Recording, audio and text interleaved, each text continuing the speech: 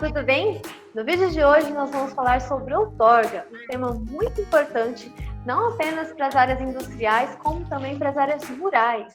Nós estaremos falando sobre isso daqui a pouquinho, mas hoje nós queremos apresentar para vocês o nosso convidado especial, que é o engenheiro civil Evandro, do Departamento de Água e Energia Elétrica de Birigui, e também representante do Comitê de Bacias Hidrográficas do Baixo Tietê. Olá, Evandro, boa tarde, tudo bem? Boa tarde, tudo bom? Tudo bom.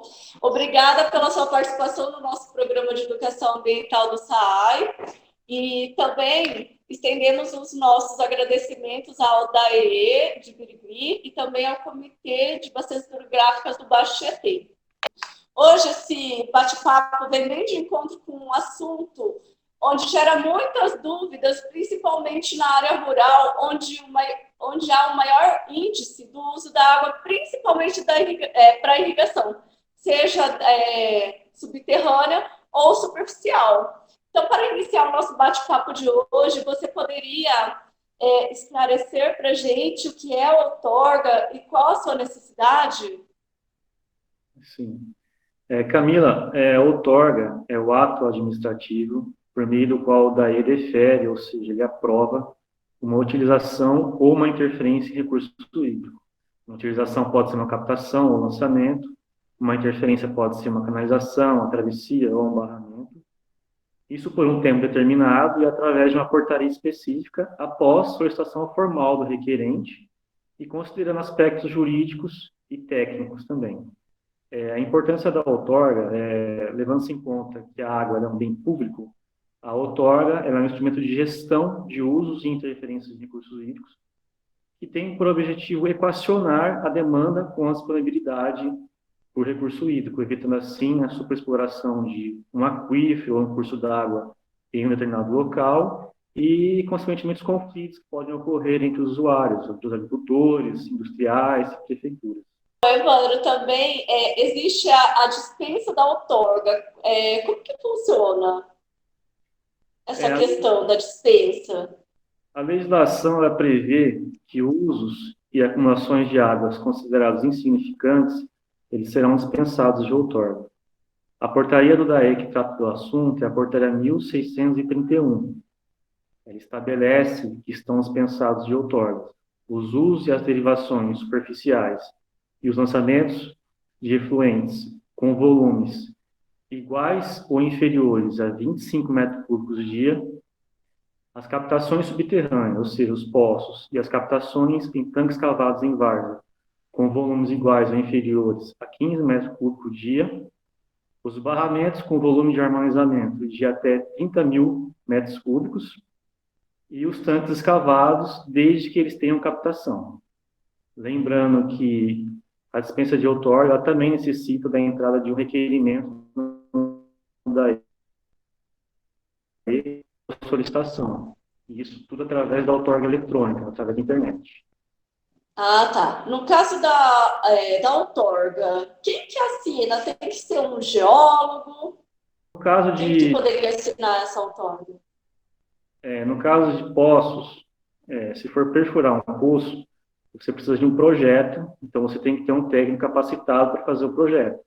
Então, geralmente é um geólogo, um engenheiro de minas ou um engenheiro com atribuição para a perfuração de poço, né? No caso de outras outorgas para captação superficial ou obras, ou qualquer engenheiro pode assinar. E, Evandro, qual é a relação da outorga com o Comitê de Bacias Hidrográficas? Só uma adendo, você perguntou quando que deve ser solicitada a outorga, né? Isso. Se o uso ou a interferência não tiver sido implantado ainda, primeiramente tem que solicitar a declaração de viabilidade de implantação de empreendimento, a DVI, e depois a outorga. Se o uso já existe, solicita somente a outorga ou a dispensa de outorga. A dispensa de outorga, excetuando-se loteamentos, não necessita de DVI, da declaração de viabilidade de implantação. E os poços, no caso de exploração de um poço, ele necessita primeiro entrar com a licença de execução do poço e depois a outorga ou a dispensa de outorga. além da DVI. E como que funciona essa relação da outorga com o Comitê de Bacias Hidrográficas? Camila, os comitês, através dos planos de bacia, eles podem estabelecer critérios específicos para a outorga, como valores limites para a dispensa de outorga, prioridade de uso de água, tipo de vazão de referência para captação, tipo de vazão de referência mínima para captação, entre outros. Obrigada, Evandro. Evandro, agora que a gente já compreendeu um pouco essa questão da outorga, né, que se refere ao uso que nós fazemos da água e quais são os usos que existem, quais são os usos que requer uma declaração de outorga ou não, né, no caso da dispensa, os profissionais que devem estar envolvidos neste meio para que esse uso da água seja reconhecido, né, e concedido, vamos falar assim entre aspas, você pode me corrigir se eu estiver errada. Nós temos uma curiosidade que sempre quando nós estamos falando sobre outorga nas nossas ações de educação ambiental, muitos produtores rurais, principalmente, nos levantam várias questões em relação à cobrança da água. Qual relação nós podemos estabelecer com o direito da água e como que é caracterizado essa questão da cobrança, né? O que seria a cobrança pelo uso da água? Já que a água é um direito de todo mundo, isso muitas vezes não fica claro, né?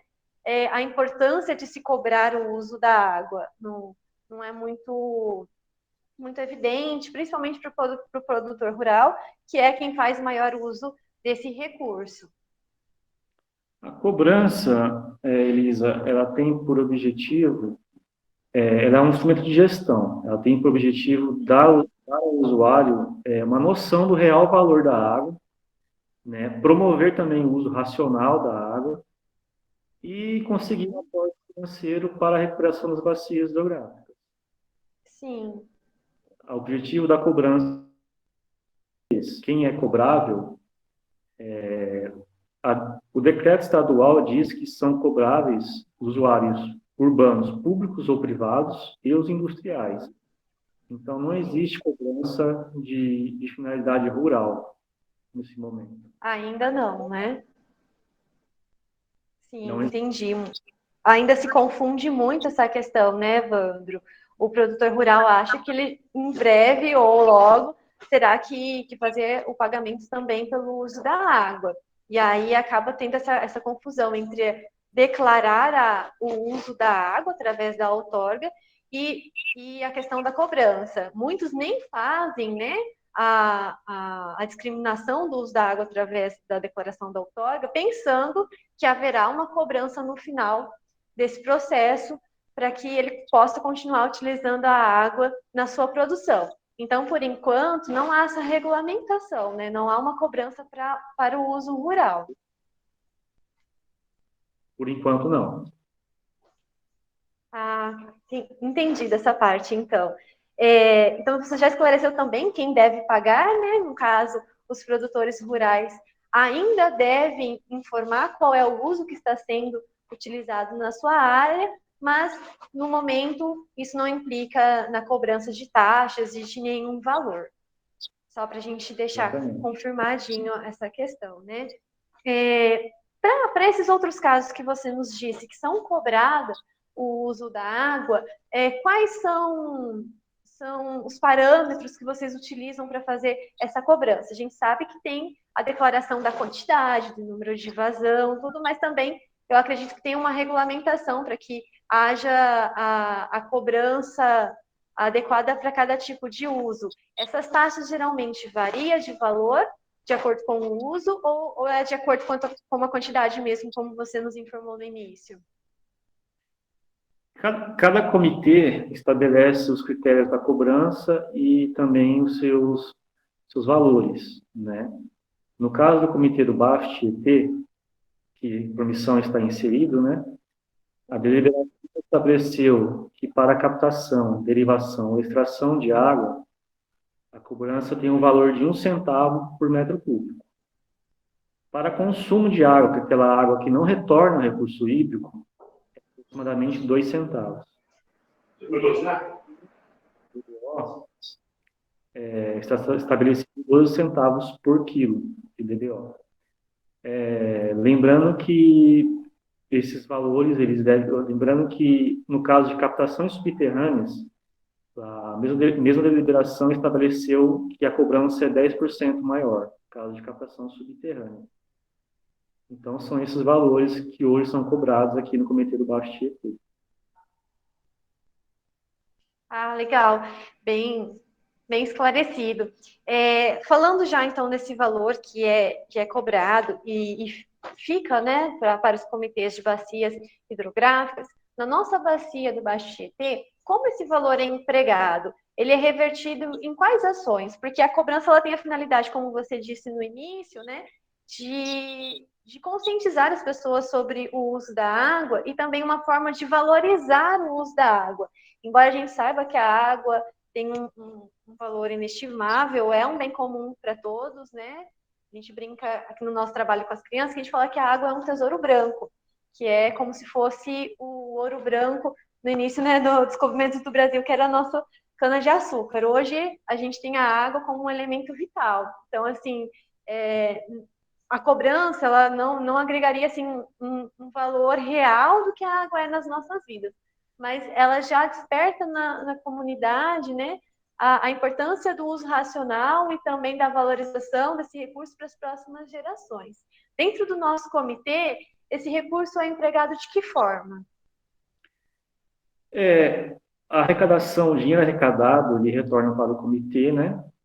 E ele é investido em programas, projetos, ações e serviços voltados a beneficiar os recursos hídricos da nossa região do comitê, da região do comitê, aliás. Esses projetos, programas, todos constam no plano de bacia do comitê. Então, ações como melhorias no sistema de esgotamento sanitário, melhorias no sistema de abastecimento, ações para recuperação e conservação de mananciais, investimentos em educação ambiental. Então, todos os investimentos possíveis para melhorar os recursos hídricos na nossa região do comitê, a cobrança, o valor da cobrança vai exatamente para isso. Sim, legal, né? E é super importante, muito justo, né, que haja a reversão desse dinheiro arrecadado para a melhoria da gestão dos recursos hídricos, né, na nossa região. A gente tem uma outra questão para fazer, Evandro, em relação às dúvidas que possam surgir na comunidade a respeito da questão da declaração da outorga, e também há um mapeamento dentro do comitê e dentro do DAE também, em relação assim a uma porcentagem sobre o uso de água já declarado, já outorgado, aí na unidade de vocês? Por exemplo, assim, quantos por cento da nossa bacia já declarou o uso da água? Porque é super importante a gente saber como a água é utilizada, né, discriminar o uso dentro da nossa bacia, para que o comitê também possa investir melhor em ações de melhoria, né, dentro da gestão. O plano de bacia, ele contém estudos dos usos nas microbacias, né? Então, em cada ribeirão, quantos são já utilizados, está 25%, 30%, 40%. Então, o plano de bacia, ele possui esses dados da região do comitê de bacia. A outra pergunta, além da questão assim, do mapeamento, né, foi em relação à solução de dúvidas. A comunidade pode entrar em contato com o comitê, com a sua equipe, para estar solucionando alguma dúvida que talvez não tenha ficado tão claro aqui no nosso bate-papo? Ah, tá bom. O telefone de contato do DAE de Birigui é o 18 3642 3655. O DAE de Birigui, ele atende mais de 100 municípios, é a diretoria do Baixo Tietê. Ligando aqui, o usuário ele pode, se ele tiver dúvidas para cobrança, sobre a cobrança, sobre o comitê ou sobre o outorga, ele pede para ser repassado para o setor no qual ele tem a dúvida, né? Além disso, nós temos o site do DAE, que é o www.dae.sp.gov.br, que lá está inserido todas a legislação, os documentos e relatórios relativos à água. Sim. Bom, Evandro, acho que essas são as dúvidas que mais são recorrentes dentro das nossas ações de educação ambiental, principalmente as que envolvem a área rural. Há muitas dúvidas em relação à questão de outorga, como nós apresentamos para você, mas eu acredito que a partir dessa nossa conversa, muitas delas foram esclarecidas, principalmente a importância de fazer a declaração do uso da água por meio do processo de outorga, para que o comitê tenha conhecimento da discriminação dessa água, como ela está sendo utilizada e quais estratégias podem ser criadas para que essa água seja utilizada de modo racional, né? A gente não tem que pensar na questão dos valores que nós pagamos em relação a essa água, porque, como você disse mesmo, né, os valores não são muito exorbitantes, são justos em relação ao uso que nós fazemos, né, desse bem tão precioso. E nós deixamos aqui também o nosso agradecimento, mais uma vez, a você e a toda a sua equipe, do comitê também. E a gente deixa aqui também um recadinho para quem está assistindo agora a gente neste momento. Não fique com dúvidas, que se tiver alguma sugestão, alguma questão importante para tratar sobre esse assunto, que entre em contato conosco, ou também com o comitê, que é aberto para a comunidade, como você bem disse, o departamento também, sempre muito prestativo nessas questões. E a gente deixa o nosso agradecimento mais uma vez para todo mundo. Eu deixo aberto para você passar a sua mensagem final, também para a Camila, para que a gente possa encerrar aqui o nosso bate-papo. Eu agradeço a oportunidade, né, em nome do DAE, e estamos à disposição para atender e ajudar a todos. Obrigada, Evandro, mais uma vez, né, em nome de toda a equipe do SAAI, vocês que sempre atendem aos nossos pedidos, já vieram aqui várias vezes, o Tiago também, a gente agradece, e muito obrigada pelos esclarecimentos. Obrigado, Camila. Até mais. Até mais, pessoal.